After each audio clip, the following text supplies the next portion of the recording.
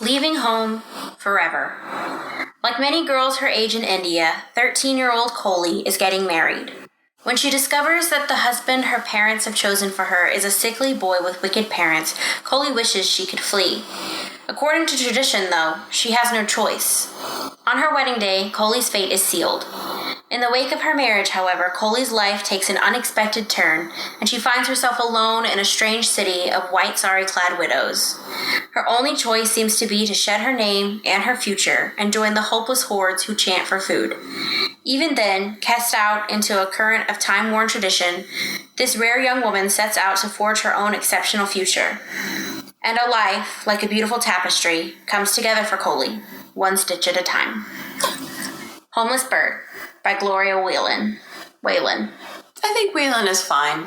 We're just gonna. So, I want to preface this book, like all books, with something that I want to say. I want to talk about the fact, really quick, I came back to this book very excited because I remember this book in really high regards. Yeah, me too. I remembered this book very fondly. I remembered reading it a lot as even an older teen. Yeah, but my opinion has definitely shifted of this book because of this podcast. I know, this podcast ruins everything good for me. So let's start with the author, because that is part of why we had such a hard time reapproaching this book. Well, first I'm going to talk this book. Let's go over it first. So the blurb kind of gives away a lot of what happens in the book to an extent. It's about a young girl in India. She's 13, and her parents marry her off. And her family was kind of tricked a little bit. And the family that she's married off to, their son is very sick. And he's a lot younger than they said, so he can't actually provide for her. And they essentially took her as a daughter-in-law because they wanted her dowry to take them to the Holy River Ganges. So that they could try and heal him, because he's got tuberculosis and he's probably going to die. He's got the Victorian coughing sickness. So they go there. First she befriends him, and he kind of argues to get her to go because he's a brat, and he gets his way all the time. So he argues for her to get to go, so she gets to go, and while they're there, he does die.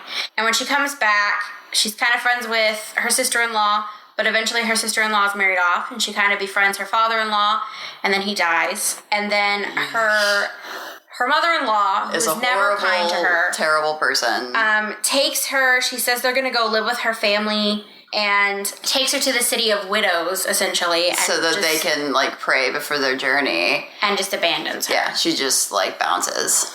And so Kohli is essentially homeless with no idea of how to get anywhere. She can't go home, apparently. Can't get a job. Widows are considered bad luck. And so she's just got nothing when a rickshaw driver that she met when she first came into the city helps her into a home for young girls, young widowed girls. So they're not all young. Well, that's true. Older. Just women who need help, essentially. Mm-hmm. It's kind of like a halfway house, but... for widows. Yeah, for widows. And essentially, they help her get a job, and she likes to quilt and embroider. She's very, very talented. I'm very excited to talk about that part.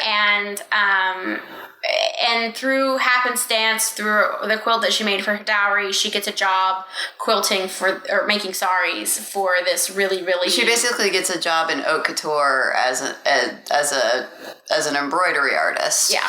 Which is a thing. And so... in this time, she becomes closer with the rickshaw driver who helped her, and essentially they fall in love, and... she teaches him to read. And then he asks her to be his wife, and at the end she pretty much is like, yeah, I'll be your wife. Other things happen, which we'll kind of discuss. I think... Yeah, it's pretty straightforward plot-wise. It's a lot faster than I remember it being. Before we talk about the author, I want to talk about how I used to feel about this book. Yeah. I always felt like this book was super immersive for me. Mm-hmm. I always felt like I was there with Kohli. I always wanted to, learn more after the book ended. I wanted to... It made me very interested in Indian culture. Yeah, I was very interested in it, and I thought it was very colorful and bright, and it tackled some difficult themes and was emotional, and you really felt for Coley. Like, she seems likable. This podcast ruined that for me because we had to learn more about the author. Yes. And I learned that the author is white. Well, let's put it a bit more delicately. Once again, we white ladies chose a multi-award winning book about what's supposed to be a realistic depiction and a sympathetic depiction of a young girl who grows up in a poverty-stricken village in India and experiences an arranged marriage that goes badly.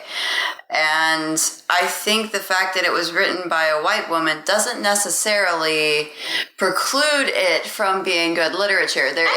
We have a book later on in the season that we will be discussing that's one of a personal favorite for both of us, the name of which I won't reveal yet. Yeah, we'll have to bleep it out. We will, but it's also what I would call a historical fiction about a non-white culture written by a white person, but I think it's a lot less terrible. I wouldn't say terrible is the right word. I think there are some things that this book does well. However, we'll get into that. The things it does well are not the things that are representative of the culture that it's supposed to be exhibiting. I think the book that we do love, the one that we'll be discussing later, does more research. Yes, definitely. And is more cognizant of it's more different cultures and historical fiction. Yeah, and it does sort of discuss like economic issues and cultural divides and how people see the world differently. And it's not all about one other. It shows you kind of how bigotry can be different from different perspectives. And it was written, it's a book, and no one's going to ever guess it based on these clues. So Probably I'm dropping as much as possible. Our mom will. Our mom will. Mom, don't Shout guess. out to you, Mom. What up, Mom? But it is a book that was written actually in the, I think, early 60s. That's not the book we're discussing, though. But that's not what we're talking about right now. What we're talking about right now. She doesn't, I think, learning that she wasn't, I feel guilty a little bit for how much I loved this book and took it at face value and never dug into it before this, because knowing that she is not part of that cult, like, we did some research. Jessica did the research on this one. So Gloria is from Michigan. Right. And she's written other books from different cultural perspectives, but she has admitted in an interview that she did get this idea after reading about child widows and seeing an exhibit on Asian embroidery in America. Which I am very excited to talk about, specifically Indian embroidery. It's very important. Yes. But I will say that reading a few articles and I get the impression based on the way that was written up, she got that information from articles when she said stories, like news articles. So she already sort of had this very fear-mongery like source for what India was and what its culture was, but then she had this contrast of these like really absolutely stunning pieces of artistry from embroiderers in India, and I'm sure like that made for a really weird mishmash of cultural nonsense. Yeah, I think she brought a lot of Western opinions to a culture that she didn't fully understand. Exactly. And I think that that's going to come up multiple times throughout this conversation, and that's why I wanted to say it at the beginning. And there's a few of those that we're just going to hit really quick, just in a very big, straightforward broad way. Because we'll be coming back in smaller ways throughout the rest of our discussion. The part we just discussed is what I would call appropriating cultural symbols to describe... Oh, no, that's a different one. Applying Western values to morals to other developed countries and their cultures. It's just basically like you said. And I don't think there's always anything wrong with, like, comparing ideals and ideas, but she does it, in my opinion... And not very nuanced way. Or very very sensitive way. Like, even... It's not empathetic. Exactly. Or even trying to understand... In some respects. In some respects, no. Like, there's a lot of things in it that a lot of the reviews that I kind of read some curated negative reviews, and I kind of found a few of my own. But mostly, I was interested in what Indian people had to say about the book because it's their culture being represented. And mostly what I found is it feels very bizarre to read this book if you are from India and you're familiar with the culture there, because a lot of the things presented in the book are very anachronistic in a lot of ways. It's like a steampunk version of India in a lot of ways. That's what you should have written, Steampunk India. That how sounds dope is that? So cool. I want that Bollywood movie now. Me too. It sounds great. So anyway, another thing that comes up a lot is in this book is something I call exoticizing the other. Yeah, I agree. And it's something, and a lot of these things are also critiques I'd have of a more mature book that some people are familiar with that I had to come to terms with my love of as an adult, which is Memoirs of a Geisha, which was, I thought, a very beautiful book until I started doing more research about the culture and more reviews from people who actually experienced the culture. And now I just try not to think about that book too much. Well, I think there's something to be said about how this book is written, which again we can get into later. She's got a very evocative writing style. Mm-hmm. Like she uses very good color language. We'll get to that in style. Yeah. We're not there yet. But I think just because her style is evocative that's not necessarily what I mean. Like things like the writing is good, but the intent behind it maybe not so much. And I don't think it was intentionally negative. I think even here's where I'm not completely on board, because there are moments in this book like where they're throwing the colored powder at a festival. The powder called Holi, I believe is how it's pronounced. It's Holi. Mm-hmm. It is described very disgustingly in the book in a way that it's not actually used and hasn't been for like decades and decades. The colored powder is made artificially. It's like laboratory safe. It's very fun. It's the same stuff you use in a color run, or similar to it. It's not a colored powder mixed with dried urine and dung. Like that just feels like an exoticizing of another culture, or an assumption that another culture hasn't progressed beyond a certain stage, when it would have been very simple for her, I think, to do just the smallest amount of research. I think she did some research. I would like to say, to all of the listeners, I'm not super well-informed about Indian culture. I would love to be. I think it's fascinating. I'm just going based off of my limited research. Right. I'm not super well-informed. It feels like she did some research because of the way that it's written. And I don't know if that's just because she knows how to sound like what she's talking about is right, or if it's just because I don't know. I think it's because she uses that old trick of using a lot of like simple words from native languages. You all will not believe this, but it is raining again. Yes, if it gets loud, I'm really sorry. Every time we record, it starts to rain. We're the rain bringers. She used language she used some native words from the language, but here's the thing. She used Anglicanized versions of all of those words. So that's one of the criticisms I saw come up several times of the book from Indian Coley people. Wouldn't be using those versions. Exactly. Like what she referred to her parents as, Ma and Bop, are extremely disrespectful ways to refer to your parents.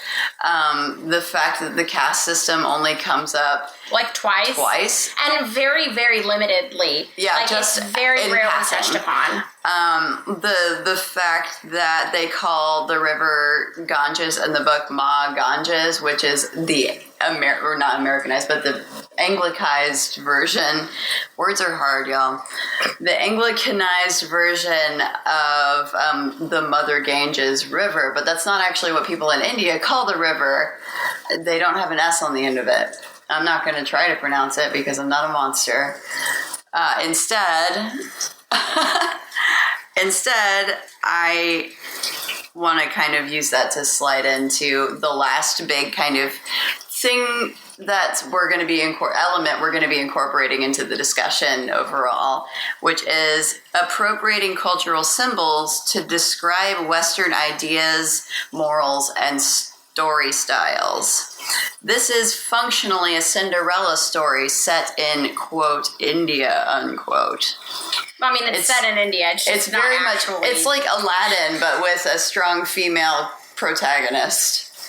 Yeah. I mean, yeah. And I think we just wanted to kind of start out saying all of this because it changes the way that I read the book knowing this. Yeah, I think so. And, to an extent, we talk about the death of the author, and I think that's important. But in this particular instance, I think it's important to talk about the author and where she came from as it pertains to the book. And their cultural impact, because that's a big part of this. To me, one of the biggest issues with Memoirs of a Geisha is this is the first time a lot of people have learned about this cultural piece of Japanese history. Mm-hmm. And it's a very big, important piece of their history and of American history. I mean, World War II happens in the book. Mm-hmm. And the fact that it gets so much wrong and disseminated so much incorrect information causes a lot of really weird, sad prejudices. And it's the same in this book. Yeah. I find that sad. I think it's a sad, not necessarily disrespectful way to look at a different culture. Because it's disingenuous. Yeah, it's a disinterested way, to me, is what it seems like. Like, why didn't you just go get a National Geographic book or something? Like, why didn't you just talk to people? Yeah, there are literally Indian people in this. There are Indian people in Michigan. I swear to you, woman. I swear they are there. They are all over the country. Like It just seems. It seems a bit. What's the way? It felt a bit white saviory. A little. Even though, just the tone of it, which we'll get into, I guess, more in tone, but... Using arranged marriage to express ideas about feminism without actually understanding the nuances of it. Yeah, exactly. One of the reviews I read discussed, in more detail than I was willing to commit to memory, the legality of how arranged marriages are presented in this don't make any sense. Yeah. It's almost like, oh, hey, we're going to do this, and it's done. And that's not really how it's done. It's like, this is a system, it's a type of welfare system to keep people off the streets and to keep people fed and prevent the terrible things in the book from happening that happen. Things like the widow's pension is what I was thinking about specifically. The bureaucratic system doesn't work. It just doesn't work that way. Yeah. It just doesn't. And I'm too lazy to give you all the details. I'm sure you guys can Google Foo as well as I can. It's not as relevant to our critique as all that. We just wanted to talk about this because this will come up again and again in the context of the story because it kind of is... The author is very present in the work. Exactly. And knowing more about the culture kind of taints your view of the story. And so I don't think it's a death of the author thing. I think it's the more I've learned about the people around me and their experiences, the more I've been able to smell bull. We can bleep that out in post. We have a bleep noise somewhere. So let's talk about themes, because I think that ties really well into the theme she's trying to push with the story that she's trying to tell. And I thought the main theme that I continued to see was the freedom of choice. Yeah. And which is kind of an extension of one that I had written down, which was the female empowerment theme. Mm-hmm. It's a little bit... heavy-handed? Yeah, we'll get to this character later, but Miss Devi is very much like a girl boss kind of character, and it bothers me a lot more now than I think it did back in the day. She's kind of a god machine for Coley in a lot of ways.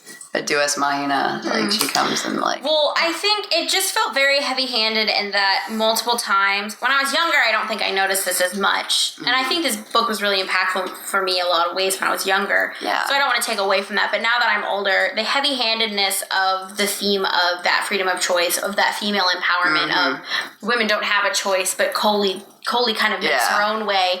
I don't think that's a bad story to tell, but it felt very forced in this setting to me. Yeah. It felt very like, and she was forced into a marriage where she had no, no recourse. Yeah, she couldn't take care of herself. Her mother-in-law hated her for no reason that I can discern. Like, until the very end. I think at the end I can see why maybe she didn't like her and dropped her off in the City of Widows. But before that point, I couldn't understand her irrational hatred of Coley. Yeah, it just seemed very... Shoehorned. She seemed small. Well, she just seemed like... The rage seemed like a shoehorned-in character trait. Like, it didn't come across as, oh, she's just that kind of a petty person. It came across as, I want to make my main character's life as miserable as possible. And this is the most effective way to do it. With a mother-in-law. I think it was very more like the difficult mother-in-law that you have to put up with. Which but we'll again get into that. Let's cancel that trope. You were talking about freedom of choice and female empowerment and how it feels a bit more heavy-handed now that we know more about it. That was it. That was my point. I think it seems a bit on the nose a few times, very much like, here's my point, here's the soapbox I'm standing on, now look at it. Like, it kind of beats you over the head with it. Yeah, a little. Like, it just... Yeah. The other kind of theme that you mentioned, and I agree, would be just artistic expression and the importance of it. I will say a positive for this book, and one of the points it got from me when we talk about literary merit comes from this for sure, is that it's very pro-artistic expression. However, that being said, even though the importance of expressing yourself is brought up over and over again with Coley's embroidery and expressing herself through her religion and through her work, and through her words and her presentation to the world. And I like that it shows that that's an important thing, and that if you have an artistic sort of spirit, it's important to cultivate it. However, there are elements of the story where, and we'll talk about this more when we get to characters too, for sure, but there are elements of the story where we're presented with alternatives to what an artist is, and it's presented as blatantly negative. And we'll talk about the painter, like the tiger painter guy, the sitar player, and all of that when we move to the next part. But it's an important part of the story that you have a lot of creative worth and creative value, and cultivating your creative pursuits like work that you can enjoy will lead to a better life. And I appreciate that. I think that's a good message for young women. Yeah. And young men. And young people in general. I agree. So let's talk about Coley. Oh, Coley. She seems a bit flattered to me now that I'm an adult. I agree. She feels a lot more blank slatey. Yeah, I definitely read myself a lot more into her than I should have as a teen. I do too. I love that she's so into embroidery. I think that's neat. But I'm big team fibercraft as artistic expression already. And I don't think she's entirely flat. She definitely has moments where she comes alive more, when she gets frustrated at her mother-in-law and starts to play tricks on her. Yeah. And then when she feels bad for her mom-in-law, even though she's mean to her, I felt like that was a very human moment of feeling bad for someone who treats you badly, because you see like the piteousness that they're in. And like, it's just written...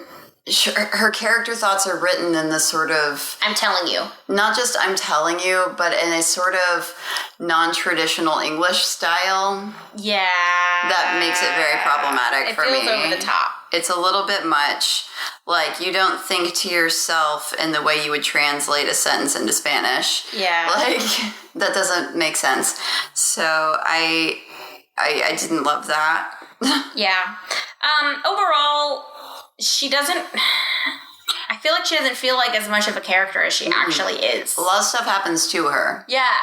She doesn't she's have willing, a lot of... She's willing to work hard, but she doesn't have a lot of internal drive.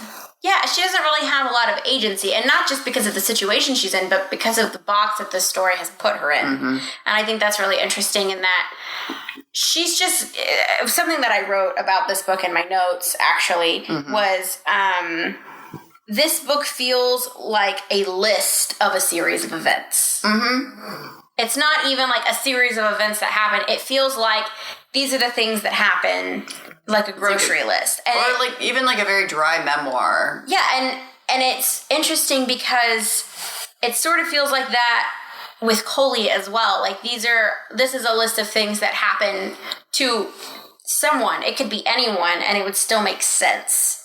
And like it's still sad, and you still do. I do still like Coley. I still liked her as I was reading it. I think there are good things about her, but a lot of the time I felt like she kind of faded into the background of the book. And in some ways that's really impressive because that's your main character. That's who I'm following.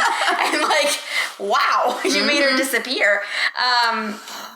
But in some ways, as my main character, who I'm supposed to, really root for and empathize with, it takes away as well. Yeah, it makes her... I feel like more like I'm on a guided tour of somebody else's, like, somebody in the next town over built what they dreamed India would be like as an amusement park. And then walked us through it. This is just the West World of child widows. Yeah, it's very weird. Yeah, I agree. I didn't really have much to say about her parents. I did want to talk about her in-laws, though, as two separate entities. Her mother-in-law, we kind of touched upon, is really mean, and she feels very small and petty. And when I read it when I was younger, I felt a lot more... She felt more... realistic. Yeah, but I was going to say more big, I guess. Not big. Important. She had more of an air of like she was an important person about her. Yeah. She carried herself with that sort of air of haughtiness. Yes, and I think rereading the book, it felt more like she was a small, petty woman with not very much nuance or character development. Yeah. We very rarely see her step outside of I'm just mean to be mean. And she won't just accept any kind of comfort under any circumstances. Like the only comfort she seems to take in the whole book is when she knows that she's going to be abandoning Coley, and she just enjoys the whole ride to the place where they're going, where she's going to abandon her.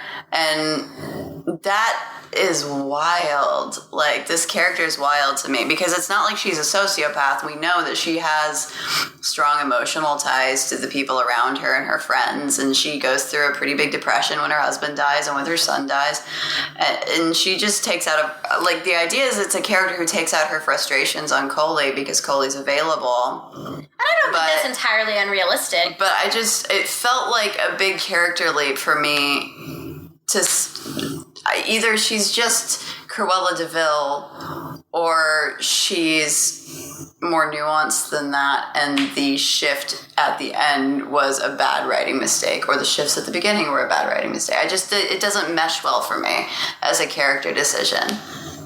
It just as a motivation even. I don't even think that it was bad as a motivation. I think there are people that are like that legitimately want to feel better in some way, and they pick a person, and because Coley has no agency both within the story and like she's just their property, and I think it's in a lot of ways like people who take out their frustrations on their underlings at work, or in Nazi Germany, like very much like. Let's not go in that direction. Well, no, I just was gonna say in terms of like people in concentration camps who were looked down upon would look even worse upon the people who were seen as less than them to feel better. It's that mindset of like, as long as I'm better than someone, I'm doing okay. And I think that was what the author was going for. But that's just, I know we're going to talk about it more in depth at the end, but this is another moment to bring up the caste system and why it's a problem in the story, because we're going to reference this again. This woman comes from a very high caste in Indian society, according to the story, the Brahmin caste. And I recognize that caste birth doesn't necessarily mean you get a certain income level. However, there seemed to be some disconnect. There seemed to be some disconnect there. There didn't seem to be any connection to this family's lifestyle and their experience as a member of the highest caste possible in Indian society. And even their friends who were like well off. Yeah. Yeah, I agree. I think overall she just felt very flat. They all feel flat. She felt flat. Actually, I don't think, I would say Mr. Data did not feel flat to me. Yes, and I will also say that Raji doesn't feel flat to me. I agree. So Mr. Data. Is that who's next? Yes. Okay. Unless you had something else to say about, he was always a fascinating character to me when I was younger. I still think he was very well written. Yeah, I very much enjoyed him as a character, both when I was younger and even now as an adult. I think I wonder if she's like lived through like seeing someone like a mentor experience depression. I'm not sure. It felt very, very real to me. Yeah, like his whole characterization felt very real. Yeah, and just him coming to and from work and just hiding in his room and kind of wasting away. And getting smaller. I felt just as sad when I read it now as I did when I read it when I was younger, because he seems like a dynamic person who just got beaten down. Yeah. And something I wanted to discuss, because I remember things that happened in this book that did not happen in this book. I don't know if I read another book that was similar and I just like meshed them together, or if young Kayla's imagination went wild and I just remember, like that happened when I watched The Ring too. I went back and watched it. I was like, that didn't happen. Where did I get that scary scene from? That was my imagination. Like that's how I feel about this book. But one of the things that I could have sworn happened in the book, and then it didn't, and I was so shook. When I was younger, I thought that Mr. Data killed himself. And when I reread the book, it kind of implied that he wasn't taking care of himself, and it's maybe hinted at that potentially he killed himself, but it doesn't outright say that he killed himself, and I could have sworn that was like canon fact when I was younger. And so when I went back and reread it and that wasn't the case, I was really surprised, and I wondered, were the context clues so vivid and real that I just made that assumption and went about my life expecting that like to outcome. Be the case? Like, and then, was he written so effectively, but that was the logical conclusion for his character? That me as a young person logically deducted that he'd killed himself, and then me as an adult went back and read it and was like, wait, it never said that. I still think there's an argument to be made that it's implied in the narrative that he kills himself, because he disappears from the audience's view, and the next thing we know, his wife finds him dead. And she's like screaming. Yeah. Which, I mean, I guess she'd be screaming regardless, but it felt very sudden and abrupt, and the way that his funeral takes place feels a little bit like weird. Yeah. And that partly his funeral is weird because it's probably a white lady who doesn't know much about native funerals writing about them. Not native to us, but native to the subcontinent of India. Like, writing about those funerals and those customs. But part of it felt like it could have been within the narrative hinting that he had killed himself. Yeah. So I would didn't necessarily misremember that, I don't think. Well, I mean, I misremembered it in the concreteness of it, for sure. And I think I would love to hear if you guys have read this book, or if you go back and read this book because of our discussion, which would be just amazing.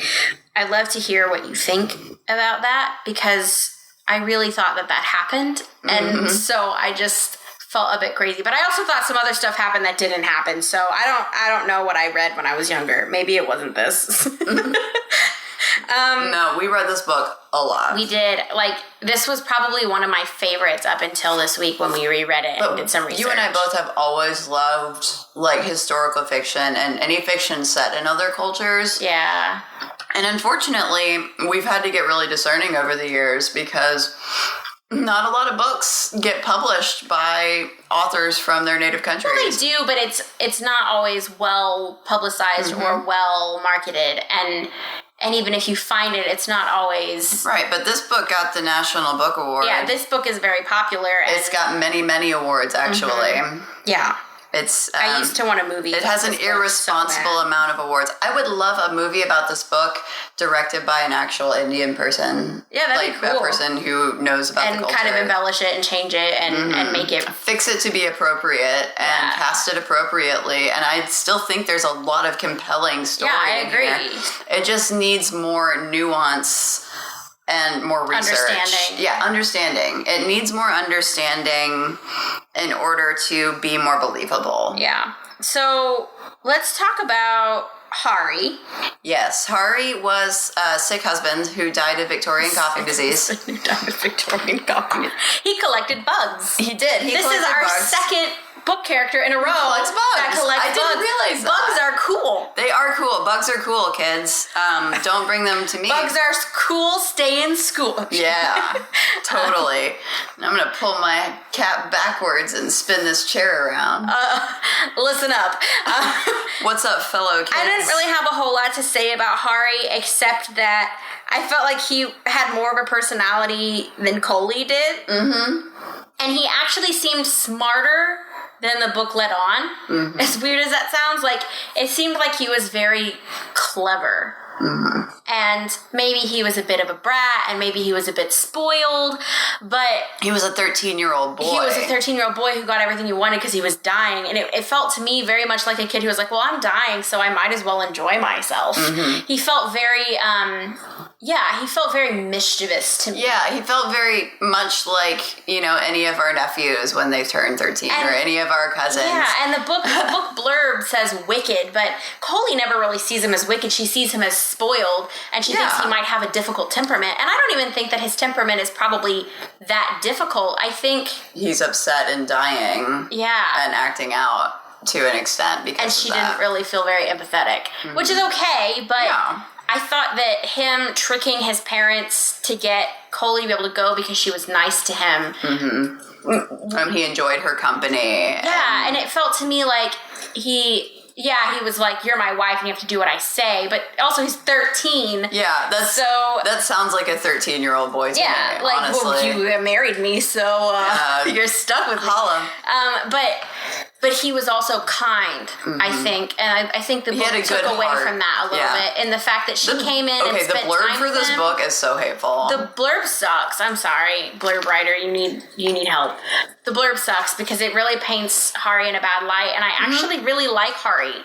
In the short time that he is part of the story, and the father-in-law character, both. Yeah, Hari, in the short time that he's a part of the story, is dynamic. He's interesting. He dominates the narrative. He does nice things for Coley. When they take him to the river and he goes in the river and he feels a little bit better, he plays. He tells her when they go, he's like, I hope I die while we're here. He doesn't have any sort of false hope for the future. He has no illusions about what's going to happen to him. He knows that his parents are desperate. And so he just uses that to enjoy the time that he has left, and I thought that was a really interesting direction. Yeah, I thought so too. And it felt, all of the younger boys in this book felt very realistic to me. Yeah. So I wonder if maybe she's got it. I didn't do this research because I'm not a professional. Jessica was in charge of research this episode, and you can tell. You guys don't put faith in me. Next time I will be doing the research. I'm just kidding. So, at any rate, it seems to me like maybe she's had a close relationship with a young boy, or has spent a lot of time around young men, just because those characters felt pretty believable to me. But she had a hard time with women. Yeah, like her women characters felt like you could tell what she had good intentions in writing her female characters because of like the relationship between Tanu, who we will get to in the fairly near future, and Coley is like a great like girl power friendship, and I love it. And you'll get me every time with like a girl power like sisterhood empowerment friendship where two girls like get a room together. I am on board for that shit. That is my teamwork. Girl power. We're friends and now we're roommates. Yeah. I watch way too much anime. You do. But like it nails me every time because I love that sort of like female empowerment narrative, but I also recognize it's a little bit cheesy. Yeah. It's a very Western idea of female friendship. No, I think to a certain extent, some bonds are, even if they're different. Are cross-cultural. Yeah, and I think, I didn't feel, I mean, I don't know. Again, I'm speaking completely from inexperience and ignorance, but I don't think that that's something that is that. I think friends are friends. No, I agree that friends are friends, but I do think, like, how friendship is expressed changes sometimes from culture to culture. That's true. No, I agree. And their friendship felt very much like mall besties to me. Interesting. Like they never seem to talk about anything very deep. That's true. And even though they're very close, and they definitely have each other's backs. I'm down for that. I guess we might as well just talk about Tanu while we're we're here. Yeah. You started. It's happening. I'm sorry. But Tanu is Coley's best friend from the widow's home that she moves into, the widow's halfway home. So Tanu is the person who's tasked with, she's the closest widow in age to Coley. She takes her back to change out of her widow's sari into new clothes, or like clothes that aren't evocative of her widowhood status. And they become friends, and they share their experiences. They start working together. They string marigolds. And Tanu is kind of a shallow character as far as her interests are concerned. But even though she was kind of a lamp person character the whole time, I enjoyed her presence in the story, and I thought it did add some level of value to the narrative because it really warmed Coley up as a character for me. I agree. Yeah. Like, seeing her interact in a non-toxic way with another character was just refreshing. Mm-hmm. Do we want to talk about Ma Kamala at all? I think maybe briefly. I think Ma Kamala is kind of the warden or the housekeeper of the widow's home. And she basically she's very strict. She very much cares about the women that are under her care. Mm-hmm. How many times can I say care? A lot. Care. Anyway. She really seems to care about all of the characters, but she's basically a big fat house mom character trope. Yeah, I didn't really feel like, again, she wasn't given depth either. Mm-hmm. And then on top of that, she was given a lot of importance to Coley, though. Neither was Miss Debbie, really, the woman who ran it. She had a little bit more screen time. Miss Debbie, y'all can fight me on this. She is a girl boss character, and I hated it. I liked her a lot more when I was younger. I thought it was weird that she took Coley to meet Mr. Doss and then just was like, well, Mr. Doss, I'm helping you out. Here's somebody to work for you. And then she just left. Mm-hmm. She told Coley that she had set it up. Mm-hmm. She hadn't.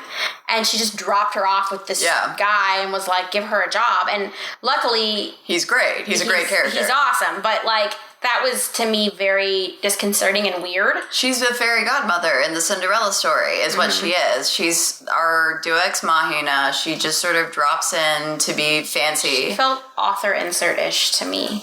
You mentioned feeling a little white saviory in parts of this story, and I think that is one of the parts where I would agree with you. Through, yeah. Not because the character is white, but because the struggle that she's reaching out to fix is very white guilt. Yeah, it's not her own experience. She didn't start this foundation, but the way she behaves with all the widows is as if it was her mother who was the widow, not her father's mother. And this is a character that's never experienced a life in poverty. Mm-hmm. So it was she's very weirdly written. It's like if she's like the Indian Gwyneth Paltrow.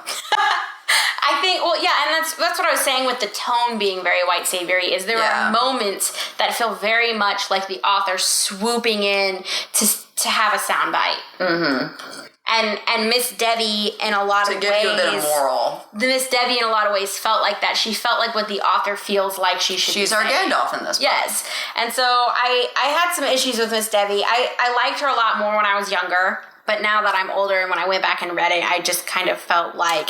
I like her love of fashion. Yeah, no, she's got a... and she's fashionable she as hell. Spots talent in Coley and is like, hey, you're good. I'm going to help you out. And I don't think that that's entirely wrong. I just felt a bit bombarded by her mouthpieces. Like, I guess is the best way for me to put that. And on the flip side, we have Mr. Doss, who is great. Sorry, guys, I had to... I had to commit a podcast sin. Hold on. So, Mr. Doss is... I still really like his character, even after reading it again. He's another one of those characters that I thought was interesting. She describes him as being a lot like the Bandicoot that she kind of became friends with when she lived with her in-laws. And I love a person who's anthropomorphized animals traits. That's always fun. Yeah, and I want to take a moment to talk about that particular description of him. I also really liked the like sort of rat-likeness being complimentary. Positive, yeah. Yeah, and I thought that was neat. I agree. Because you don't see that a lot. I definitely agree. I'm not a big fan of rodents. Don't get me wrong. Like as an animal lover, rodents are my least favorite of the potential pet animals. But I think I agreed with you on that. I like the idea of rodents' traits being seen as positive. The fact that he's twitchy and he's quick-witted and he's thoughtful and he's open-minded. Like, he's got all of these traits that we would not necessarily associate with good qualities, but they're all presented to us as good qualities, and I think effectively. Yeah, no, I really liked that. I took a second, went back and reread the paragraph, because you rarely see that. Yeah. So that was a lot of fun. I like that he's a couturier. He runs, for people who aren't really interested in fashion, haute couture is sort of the high fashion you see on Paris Fashion Week or New York Fashion Week, or he essentially does custom saris. Yes, for extremely very rich people. And it was really a very interesting setup that he had, and I like that he treated his workers well. He's sort of treated... The book frames him really well. And I don't know that it was intentional, but it definitely frames him really well. He gives them time off if they need it, as long as they get their work done. Yeah, he appreciates hard work and rewards it. And while I'm not team, like, I love a great boss normally, I think there's a lot to be said about this character feeling so realistic as a good boss. And not just as a good boss, but like a boss that you end up building a relationship with, because he cares about the actual functionality of the business, not necessarily the bottom line. It's such a breath of fresh air from capitalism. It is so nice. Just pure creative pursuit. And don't get me wrong, like, there are elements where he cares about the bottom line. Yeah. Like, he keeps the gold threads locked up and counts out how much you use and, like, things like that. But there's room to be human, and I think that comes from his understanding that you have to be human in order to create art. Exactly. Well, I think that's we talked about that in our last episode too, that sort of how much of your needs need to be met before you are at your peak creativity, which is, continue that discussion, my people, my podcasters. So, speaking of art, let's talk about Mala. Oh, Mala. Mala made me angry as a lady. I had issue with the way that Mala was portrayed. I also did, yes. We wanted to talk about the art aspect, but before that, I wanted to talk about, we're given this, this sort of frame for Coley to stand in of, hey, like, I'm going to push boundaries, and we get this sort of frame that Coley is put in of, hey, I'm going to push boundaries. I'm going to be my own woman. I'm going to make my own choices. I'm going to be free to be my own individual without a husband or parents or anyone to control me. Right. And that felt kind of soapboxy in parts we've talked about. And then on the flip side, we have Mala, which is supposed to be... Mala is which in my opinion, the author was trying to use as a cautionary Yes. to the readers, to young readers. Don't party too much. Don't go too much in this direction. It felt very like second wave feminism to me. I have my own take on that too, though, because I think it's more of like a weird cultural critique thing, like a weird white guilt thing. The party is depicted as being very, very Western. Yeah. The character that comes to save Coley at the end is the only character there that is happily an artist, like a native style, like Indian artist who rescues the girl. He's the only one there dressed in traditional garments. Everybody else is wearing jeans and a t-shirt. They're all smoking marijuana. They're drinking.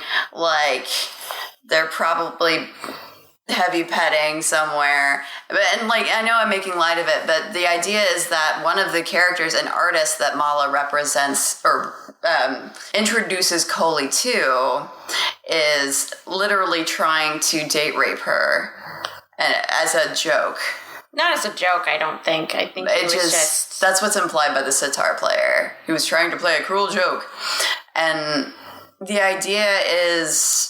Like, there's a very pointed phrase that Mala says about this character where she says, "Here, Coley, meet a real artist." And he points out one of his paintings on the wall to Coley. She's immediately made uncomfortable by this character for reasons. Mm-hmm. He points out a painting of a predatory cat that he made that makes her deeply uncomfortable. This idea that, like, art can communicate that is interesting to me. I think art is a reflection to an extent of the artist, and she was already made to feel like he was being predatory. True. Then to see the art that he had made, the context predatory, you see, it made sense. But it felt very cautionary tale. Yeah. Yeah, it's like, don't go to parties in people's houses where boys and girls are together. Yeah, and it felt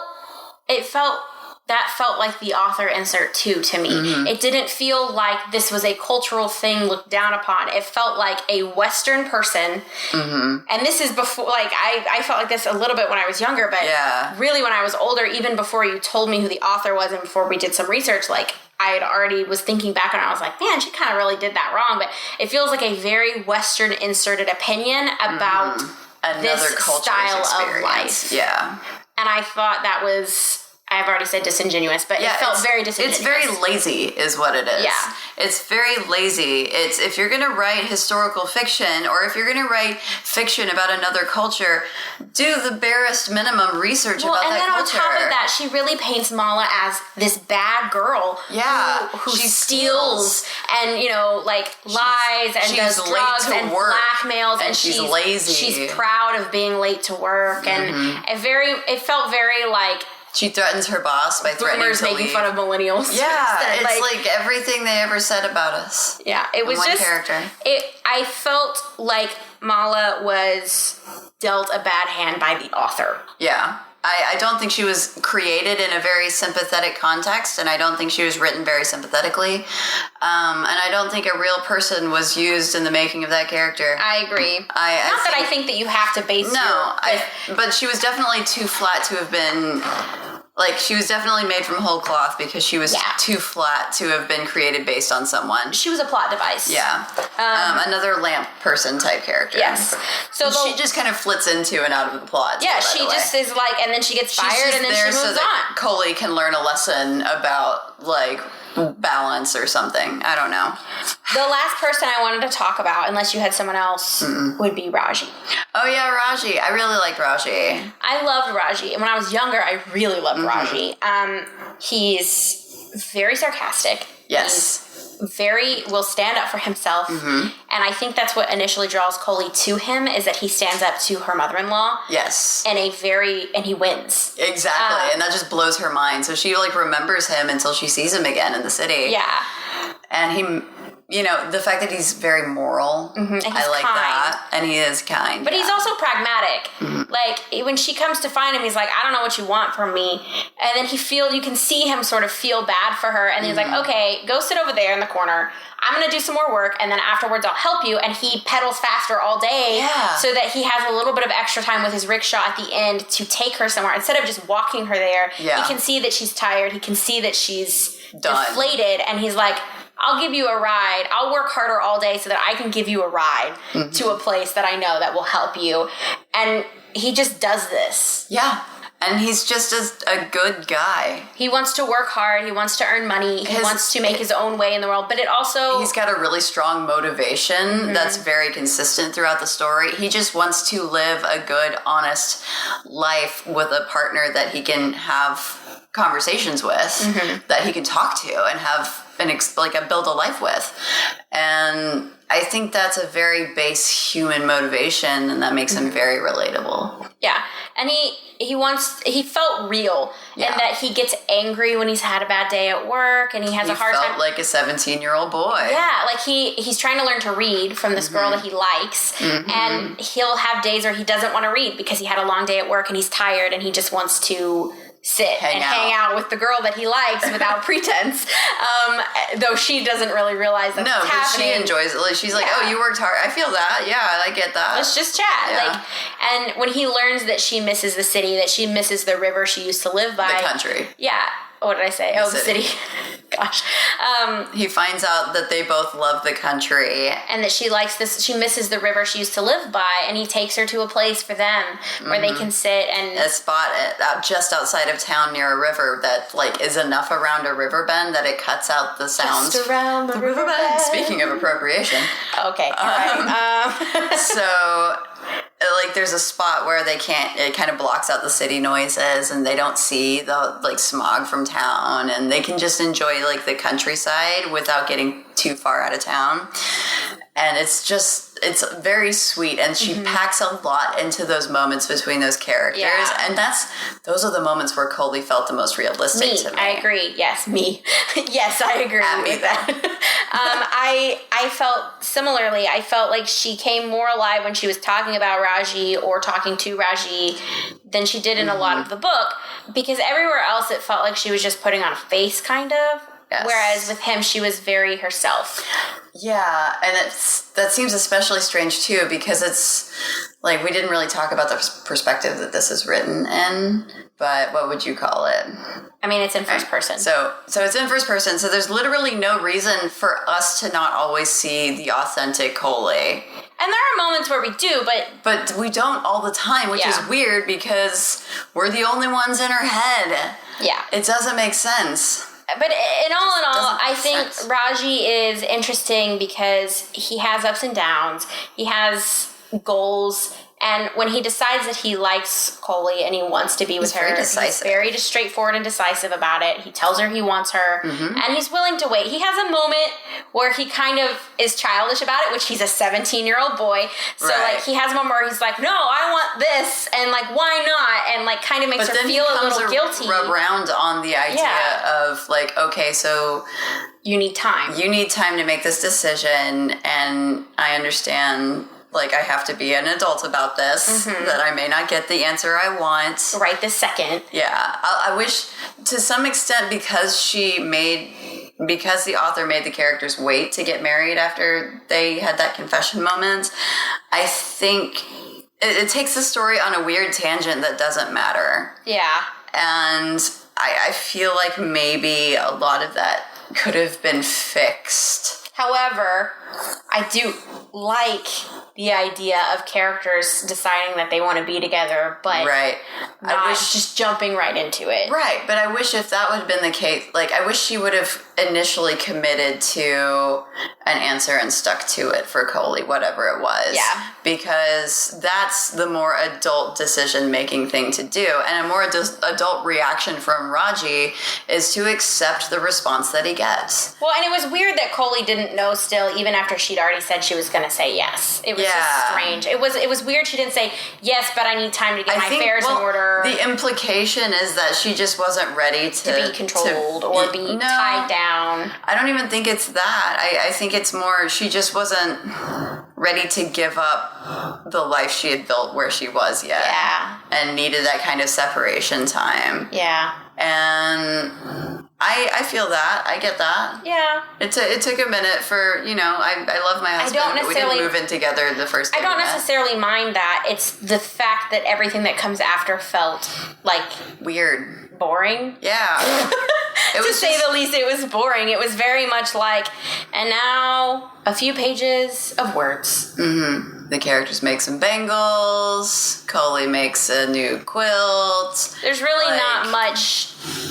Everybody The only congratulates thing- her. Yeah, the only thing that felt like it mattered was her making her quilt for her own dowry Yeah. to marry him because she wanted to be with him. And that's where you get the symbol of the tamarind tree, which we'll talk about. And that's from the front of the book. Right. And But yeah, Raji was great. I really liked him. I think the setting wasn't necessarily a character in this, but it was very prevalent. I think it was supposed to be the character of India, but I'm unwilling to commit to It calling it that. failed. Exactly, because it was not a well-written character. It was not a believably written character. Well, and Because it wasn't a real culture that was written. yeah. It didn't make sense in the ways that a narrative should have a culture make sense. Well, and not even just that. Like, I think there were moments, it felt very dry, like a wasteland. Like, it felt Yeah. like every place that she went felt like it was lacking life Water. and water. Like, even Except though for- she lived by a river and they talked about the monsoons and the slime and the snakes, I still felt like every time she talked about it, I was felt like it dry. was dry. And I don't know why I felt like that, but I certainly did. And maybe it's because it was supposed to feel like that, maybe because she felt dry or something, but it didn't come across in the style, it came across in the descriptions. Like, do you have any examples? She just talks about the hot sun and the cracks in the ground, Yeah, and the caking of the mud on the house. Letting things and dry in the sun comes up a lot. a lot. And they bathe in the river, and then they sit and they let their hair dry in the sun, and like that feels like it should feel green. Mm-hmm. But she talked about the muds and the browns so much that it felt that it dry felt and like deserty. they were. There was like here in my vision of what was happening, there's this cracked, dry, desertous ground with a tamarind tree right in the middle. And then off in the distance, there's like a river where you can like wash your clothes, but it's like a small, like a creek. It wasn't really a river. It's just like a creek that you could go, and it was very muddy, and like there were dead branches in it. Like I don't know. Like the Serengeti? Like, I don't know why What? I felt this way, but I did. I kept having to be like, no, they're by a river. Like I had to Yeah. keep reminding myself that they're not in a dry wasteland. And even in the city, I felt like it was dry. She talks about it being hot a lot, but then it felt dry. See, I disagree. I felt like all of the city scenes were written to seem very moist and sticky. Interesting, because it Because felt she talks about like dry. the sweatiness and stickiness of She everything. talked a about lot. it in the temples when she was inside. Yeah, but she also when talks she was about out it on the street. in the market stalls later in the books, Yeah. and like as she's moving through the city, as But she's see, gotten I- comfortable with it. I took that as humidity. yeah. But I thought that The was opposite like of dry. people being around each other humidity. I thought that the actual setting itself was dry. I've I keep always trying to take your shovel. no. I keep trying. No, I'm not. I don't have a shovel. I'm telling you what You came have a across. shovel and you keep putting it in the dirt. No, I don't. There is no dirt. It's dry. Shovel out. No, I mean it. When I was younger, it was also dry. Like this isn't a new feeling, and I don't understand. Please, readers, maybe it's because we just read Holes. I don't know. That could be it. But no, because I felt like this when I was younger. I just felt like the way she described it, the language that she used when she described the actual physical Made it feel very arid. ground, and yeah, So I will say her descriptions overall were very Prose. prosy. They were very tactile. Yes, they in were. a way. I agree. I use the word visceral. I don't know. That's not quite the right word. That's. I also use the word visceral, though. I know, and it's a very strong word for what I'm trying to say. Visceral. I think tactile is a really good Tactile word. is probably a better word because visceral kind of implies a grossness to something. Not necessarily. It implies gore, viscera. Anyway. So it's a very tactile style of storytelling. You get a lot of smells and visuals, and you get a lot of like what things feel like on people's skin, and I really like how rich that feels. I agree. And I'm sure it's those elements of the story that gained it the National Book Award because it did get that, but It felt very immersive and real to me. Yes. Before I knew, the space was well described. I thought this was what India was like. When I hate to say that again, I feel a little guilty because I didn't do any research when I was younger. I just took this at face value. Yeah. But because the writing style, which I don't mean to get into the style too much, but because the writing style is so immersive and the way she describes the setting is pretty immersive, I thought this was how India was. Yeah, and it is. You used the word a couple of times. Do you want to say it? Evocative.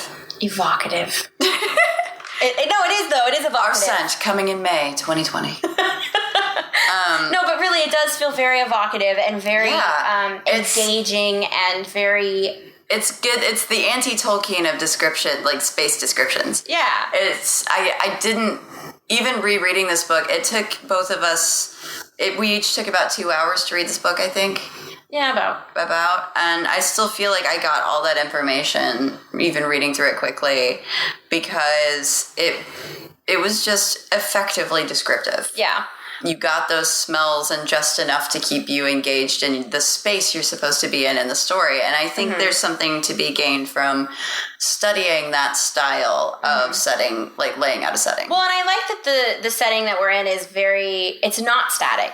We grow and change with Coley, and so does the setting. Yeah. Like she goes from her home with this tiny cow in her tiny space to a slightly larger space with the tree and the mangoes and all of these things, and then she goes from there to the city, and it's almost like we are growing and changing, and so is the setting. Yes. And I think that's really interesting, and part of that is because she's growing and changing because of her setting. Yeah. And that's how you're supposed to use a setting in a story. I agree. Your setting should have growth just like a character. I think that's really interesting and great. And if your story doesn't have that, that's fine too. But if you want to make the setting an important part of your story, then it has to have that sort of dynamic quality, and unless you're doing it on purpose.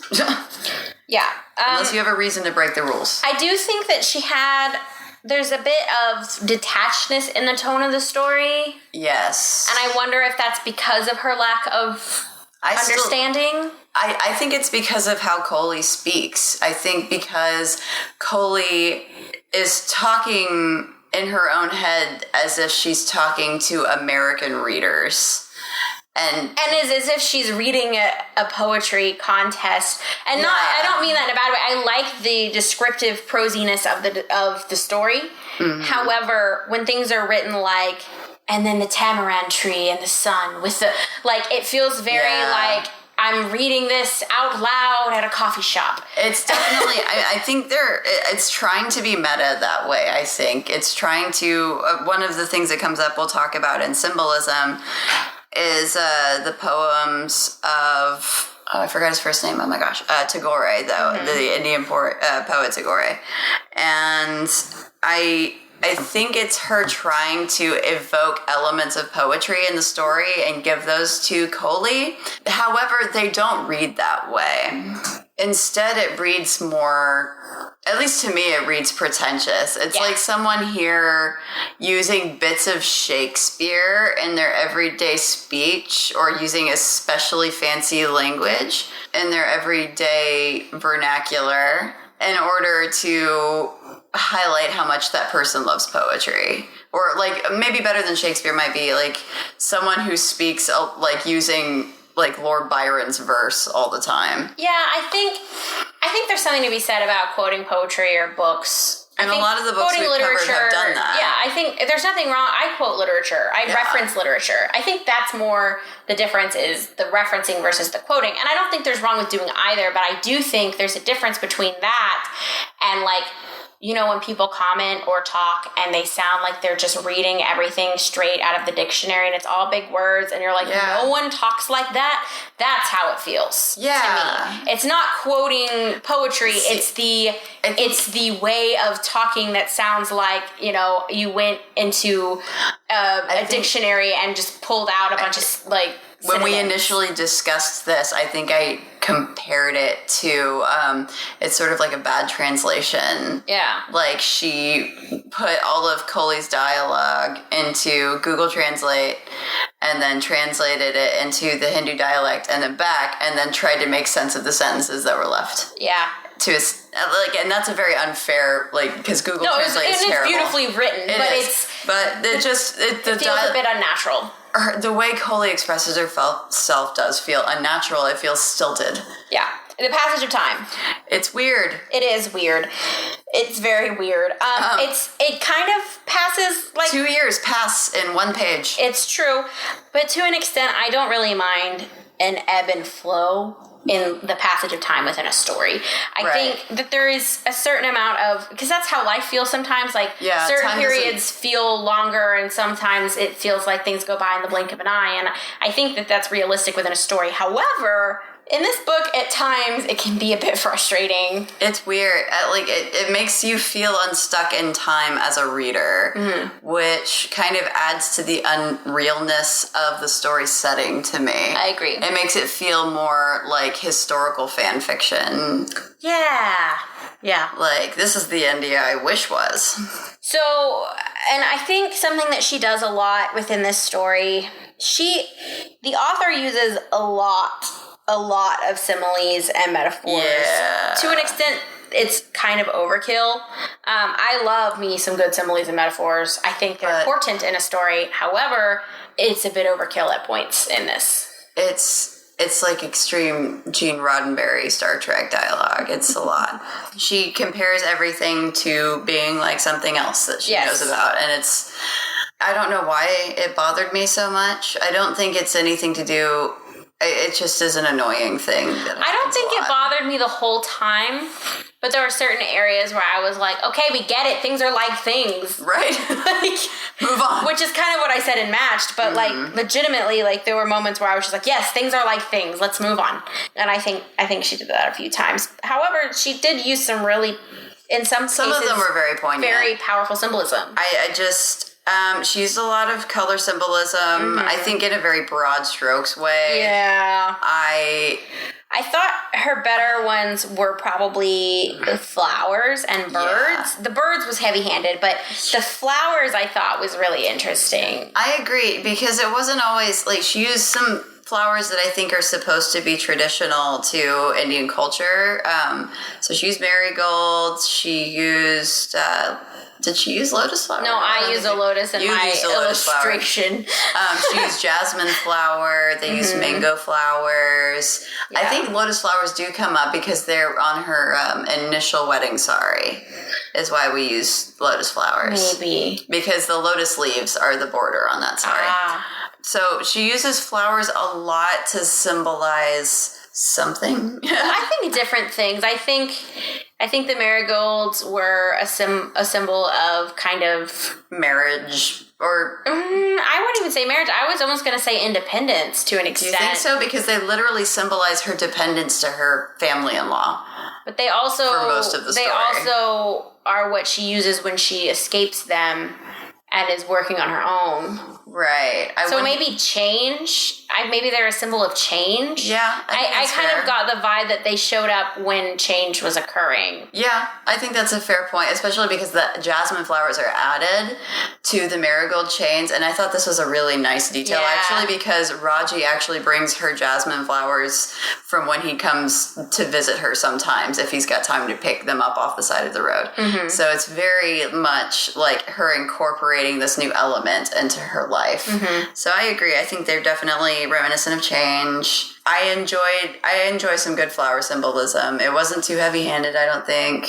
I like a flower. The birds, however, were heavy-handed. A bit much. They were very much freedom and Coley's place in the world. It very much made me think of Greenfinch and Linnet Bird from Sweeney Todd for all of musical theater nerds who've seen the original Sweeney Todd or like the West End one or the Burton one. Well, no, there's a song called Greenfinch and Linnet Bird. The character Joanna sings about wanting to not be a caged bird in this Victorian terrible place she's stuck in. And I think especially like the herons are very much that sort of I do want to freedom for her and her place in the world. Yeah. And she is the bird of the homeless bird poem. And so I think it was a bit heavy-handed. I think at times the birds were a lot, especially because it kind of drove home for me. I think a lot of the symbolism was extremely British Victorian feeling to me. Yeah. And she does have books set in the British Raj that she wrote after this that I am never going to read. But I think it's really important to note that how we interpret the flower symbolism is from a white Western perspective. Yeah. And how we interpret the colors is from a white Western perspective. But I feel like it's fair in this specific case. The bird in a cage symbolism is very much Western Victorian, like Byronic symbolism. Well, and I think that's why I feel comfortable saying these were what she used them for, because I don't think she worked that hard to use them in any traditional sense. She used them for what she wanted them to be used for, which we kind of discussed before. And that reusing someone else's culture to come across. To emphasize her own meaning. Exactly. And it's not polite. You shouldn't do that. You mentioned the poems as well. Yes. The poems as a symbol of sort of experiencing someone else's creative expression, which Coley does a lot and I like because I'm also a big art nerd. I enjoy looking at other people's artwork a lot. And that's what the whole point of it is where you're expressing to each other, you know, you're communicating something. And so I did enjoy that element of the story. It felt interesting that she chose to highlight Tagore as a poet. There's lots of great literary artists out of India, and Tagore in particular, I believe, is far more popular with Western audiences. But we might have to cut this out because that might not be true. Or leave it in. Or leave it in and we could be wrong, yeah. But it's okay to not know. Like, I don't know, but I feel like... I want to know why she picked Exactly. that. Yeah. And I was too lazy to Google it before we did this. Jessica, I know. You're never in charge of research again. I know. I do think it was interesting that she read the poems to the women that were in her home, and different people wanted to hear different ones, and that was something that was pointed out because I think different art speaks to different people in different ways, even when it comes from the same artist. And I liked that aspect of it, that Coley takes something that she had to fight to learn and shares it, and it reaches the people around her, even though she's not the artist that created it, as long as it's getting the art out, the stories out. Like, art and storytelling are very closely defined to each other in this story. So I wouldn't say the definition of art is strictly like maybe your and my definition of art, but it certainly adds an element of this is the story is what's important, and passing that on is important. Yeah. Did you have any other symbols that you wanted to discuss? Oh, yeah, I got a whole list here, bad boys. Okay. Just briefly, we're going to list a couple word association symbols here. The river comes up a lot. That one seems pretty obvious to me. Yeah. We're not going to explain it all to anybody. Hope you get it. Hope you get it. The tamarind tree I thought was interesting. Any kind of tree of life symbolism I'm all about. And also roots, I think. Yeah, where you come from, where you're going. It's pretty obvious. Cotton Eye Joe. Yeah.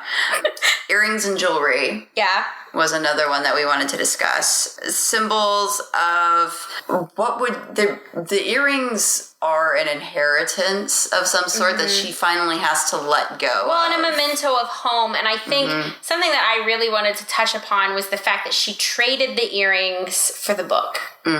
Because the earrings came from her mother, from her own family, from her own lineage. And the book was supposed to be her husband's her lineage. father-in-law. Yeah. But yeah, essentially her husband. It was supposed to be passed down through his lineage. And she traded the thing that came from her family for the thing that came from her father-in-law. And I thought that was really an interesting choice. Yeah. And I think partly because she knew that there was more value to what the poems communicated. I agree. And I think there's something important in that decision. And that's why I specifically wanted to talk about the earrings, because it was sort of giving up something of herself that wasn't necessarily as much of a sacrifice as it would have been to give up that artistic expression that she had found. It would have been a much bigger deal, I think. And jewelry in general comes up a lot in the story. Not just with Coley, but with her friends. Like gold threads come up a lot. Beads, bangles, plastic jewelry like toe rings. And I think partly that's just set dressing, but I wanted to see if you thought that might mean anything at all. No, I think it was just young women and women in general just bonding over jewelry. I didn't think that it was super like deep. I don't think she put that much thought into it. I could be wrong. Let us know if you disagree. One thing, my big symbol, like this is the big daddy. The big one. The big one. And we're kind of going to use this to transition into our final notes, I think. But the big one for me is fabric as a symbol in this story. Not only are we talking about fabric as in the standard way, I think the author means it in the standard weaving and choosing a craftsman's weave for your life, basically. And the importance of fiber crafts come up throughout the entire story, obviously because fiber crafts helped inspire the creation of this story. So I think it's important as a symbol within the story. It's her medium for expression, always. And that's an important thing to bring up in the context of young women's literature and art, because throughout history, fiber crafts have been the only means women have to artistic expression. Things like fiber crafts, like weaving, embroidery, cross-stitch, sewing. Pottery. Pottery depends on the culture. That's true. The point being, it's a very important part of the artistic and cultural history of women around the world. It is especially important in the context of Indian history. And I'm a big old fashion nerd.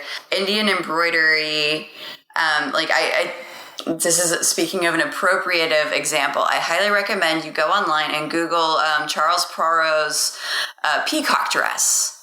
And it's a dress, the very first haute couture dress made, embroidered by Indian craftspeople. And it's just one of the most stunning. It's absolutely incredible dress. And it's a showcase of the kind of incredible artistry that was completely created and practiced in India as a fiber craft. And it was completely different than European embroidery, which is the kind even now most people know how to do.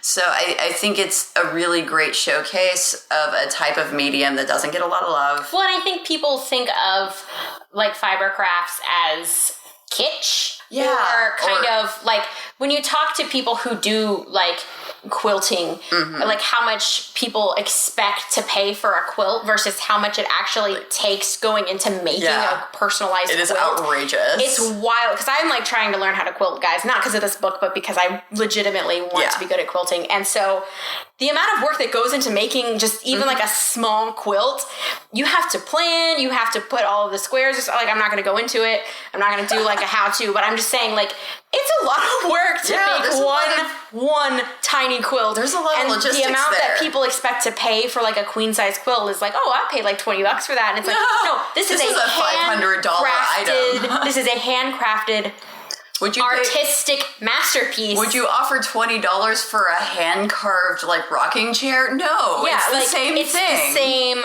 It's the same. It's I would compare definitely fiber crafts, especially cultural fiber crafts, to like woodworking, because sometimes it's just a practical craft thing, but almost all the time, even those practical items have a little bit of flair to them and have a little bit of expression on them, and they're very personalized. And so craft doesn't get the respect as an art that it should, in my opinion. I agree. I definitely agree with that. I think Come at me, professors who disagreed with me in college. I think this book did a really good job of taking a step towards artistry and embroidery and fabric arts. And its approach to what art, like how we should treat artists, is very interesting as well. I approve of it as an artist. So I think I'm done on that stuff. I had some last notes. Yeah. I think that she made stuff weirdly convoluted sometimes for no reason. We talked about, so Coley's parents sell their cow so that they have enough for a dowry for Coley to be able to be married off. But then because they sell the cow, they're going to have to go and buy milk in the market every day, and milk is expensive. So it seems kind of dumb to me when they could have just had, hey, Coley, why don't you start selling milk in the marketplace from our cow? Or many other options. Yeah. Just get rid of that in general. I believe my recommendation was just cut that part out completely and change it to her family was poor, but they had finally saved up enough money for her dowry. Solves the whole weirdness problem. Or even, like, the fact that Coley's in-laws wanted her to marry their son so that they could take him to the river, but they spent money, like, they didn't really get that much from her, and then they had to take her with them, and it felt very much like, I feel like you could have made more money, because after everybody dies, her mother-in-law, like, goes and sells all their crap, and some of it was stuff that they didn't really need, and I thought, why didn't you just do this to take your son to the river? Why did you have him marry someone under false pretenses to make a little bit of extra money that you could have made just selling this stuff a little bit earlier? It just felt very weird. Yeah, it was very strange. She made a lot of firm choices that didn't make a lot of sense to me, and it got me hung up in my own head sometimes. Why can't Coley write her parents? I don't know. In the book it says because shame, but that's not a good enough reason for me. Yeah, it felt very, so her sister-in-law is able to come home after getting married, but Coley is not allowed to even let her parents know what's going on. It just was weird. They're dead to her now. I'll never speak to them again. It's just very strange. And that's not to say that doesn't happen to some young women who are married off. I don't know, but I'm sure it does to some, but it felt very much like she can't because reasons. It felt like the author didn't want to research into why or have any kind of work put into that side of it, so they just didn't. Yeah, I feel like families, even your in-laws, have a responsibility to your biological families, surely. Yeah. To, at least maintain a strong relationship there. Yeah, I don't know. It just seems strange. The role of religion in this book was kind of weird. Yeah, it was very much like, it's just here, and we'd say the words, and we did the thing. It's a prop. It felt like a prop. It did feel like a prop, yes. It felt like set dressing the whole time. She talks about, she started reading about the life of young Krishna and then started emulating him a little bit by being mischievous, but that never really goes anywhere or does anything in the story. It's just to show that she's reading and that she's from India. Yeah. It didn't really... I don't know that much about it, but it felt very much... They drop stories about Krishna a lot, but there's a lot more to Hinduism than just the worship of Krishna. It felt like she did a basic cursory scan of the Wikipedia page. Exactly. One thing, we got to come back to the caste system for the last time, because she just didn't research it at all, I don't think. I'm by no stretch of the imagination an expert on Indian culture at all. And I know that caste systems there have more of an impact on daily life than the way they were written in the story. It was just we pass them and we go around. It's pretty common knowledge. Well, and we're not even talking about the people on the bottom rungs here. We're talking about, the experience of life of the school teachers and their families, and why are people with good jobs poor, though? I don't understand. It was just weird. What kind of story you're trying to write at me now. I think that also mixes back into the time thing I was saying, in that she tried to mix, like, she was trying to make it seem like a third world country, but then computers were involved. Yeah. And then, like, the first time Coley's in a car, she's never heard of air conditioning, and I was just kind of like, no, I don't buy this. Yeah. I don't buy that they're that poor and that small of a village. This isn't like she doesn't know what air conditioning is. This is not a hunter-gatherer tribe from, like, the middle of the Serengeti. I'm not saying there aren't like, more rustic areas. Exactly. I'm not saying that she might be a little further behind on technology, but for her to just be like, where does the cold come from? Which she literally says. Yes, I just was like, I don't buy it. Like, you were just talking about computers. Like, Yeah. I don't buy it. Speaking of, well, wrapping up, but speaking of, because that made me laugh so much, we're going to give a quick shout out to my buddy Paul, who sent me a text. Apparently, Kayla's line about lips going to a character's head made him ugly laugh, and that text made me ugly laugh at my desk, and I forgot. We're talking about the Tamara Pierce episode, yes, guys. the Tamara Pierce episode, Teenage Noble Goes Rogue. Check that one out. It's a pretty good one. And I certainly had a his lot of text made my day, but I forgot to respond for an awkward amount of time, so I'm responding on air.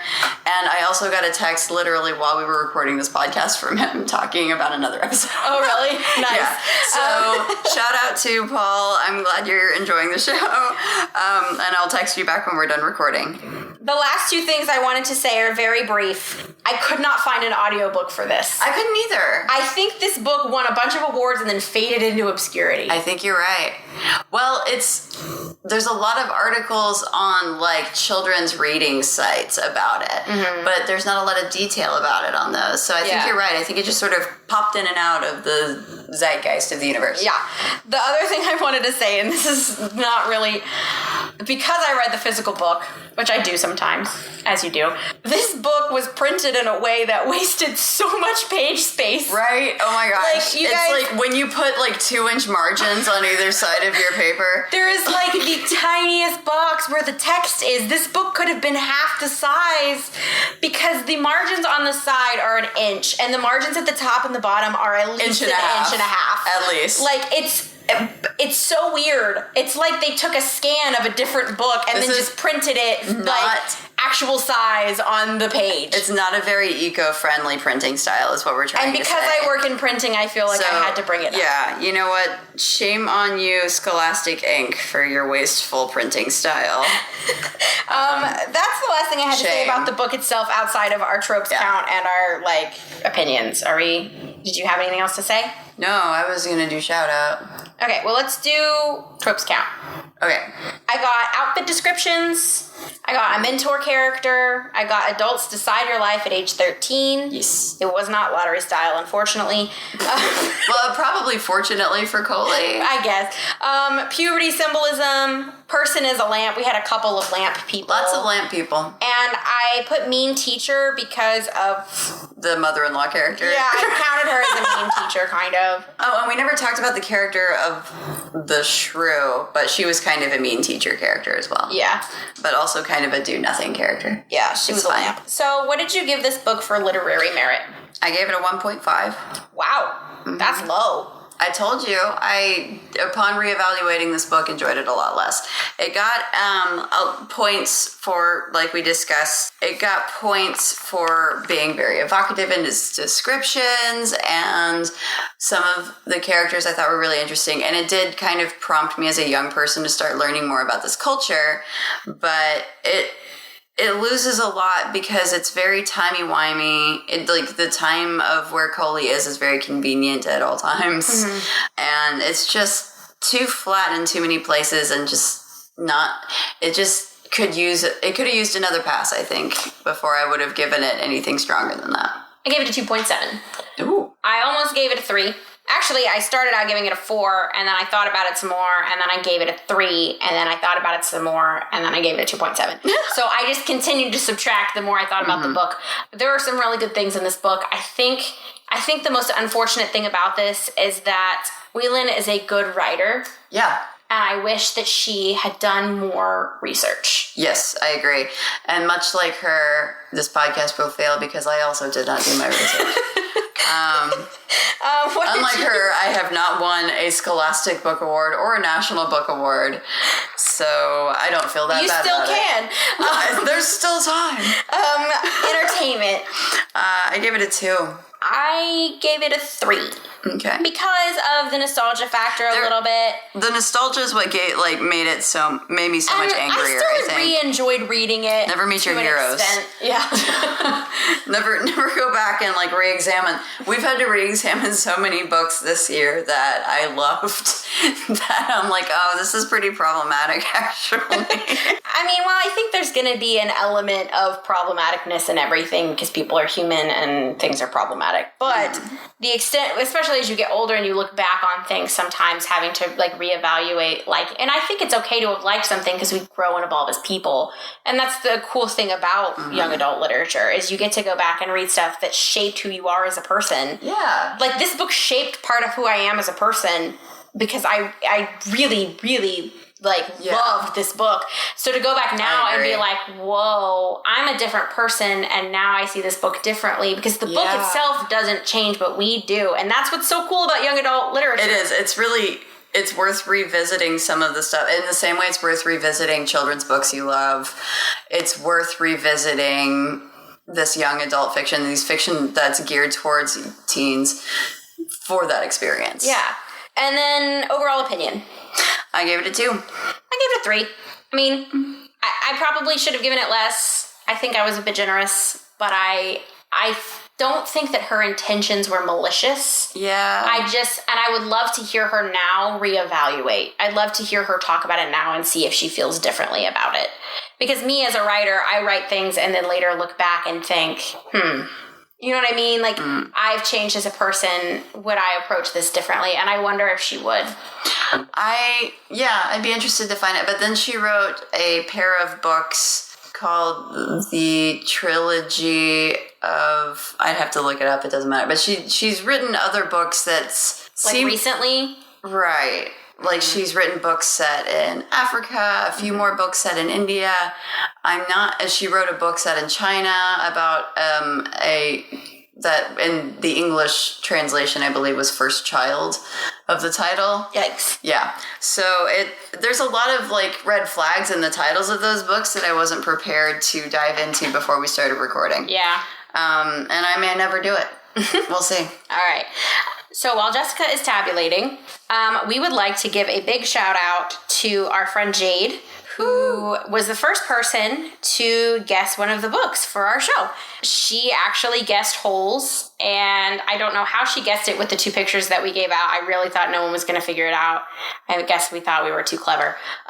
But she did. She figured it out. Congratulations, Jade, for being the first person.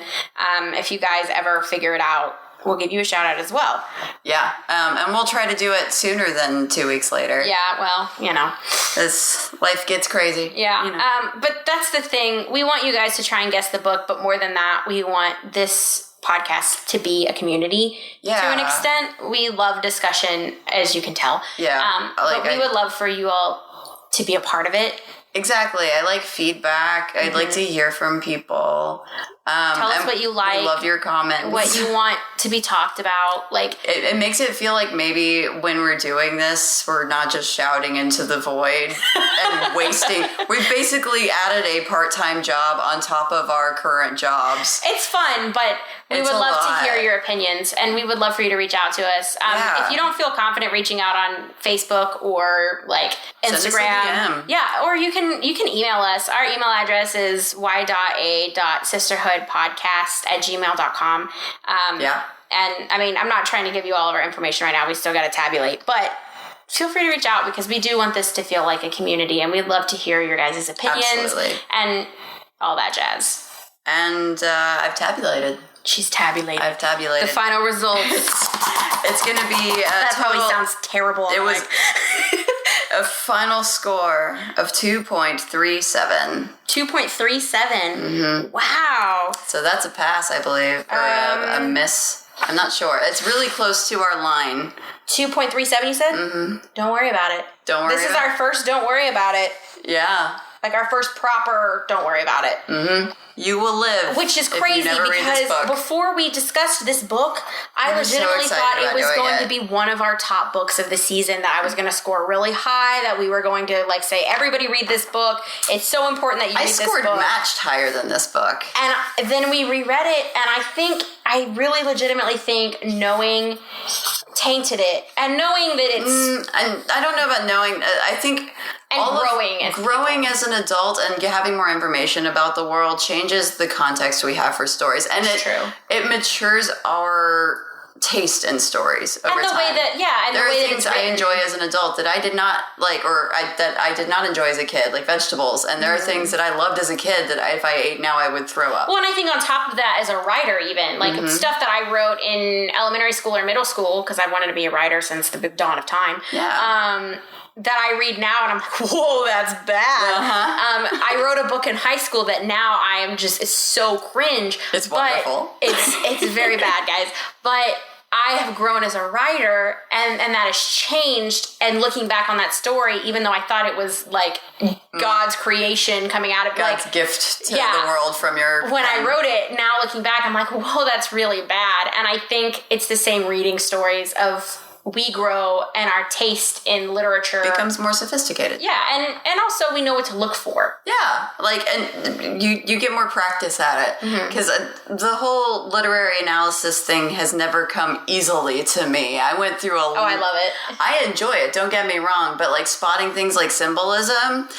Part of the joke of me spotting the puberty symbolism all the time is because I had such a hard time doing that in high school. Yeah. I just don't notice symbolism naturally, so I have to be on the lookout for it in order to use it for analysis. And I think it's not bad to build those habits and to it recontextualizes stories for you. Yeah, for sure. For sure. So this is a pass. Yeah, if you guys want to read it.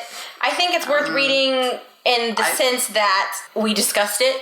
Yeah. And I would love you to know what we're talking about, but in all honesty, like, when we rank it at the end of the season, I don't think it's going to rank high. If you're looking for books for your 13 to 16-year-old to read, I'd say this is a pass as well. Yeah.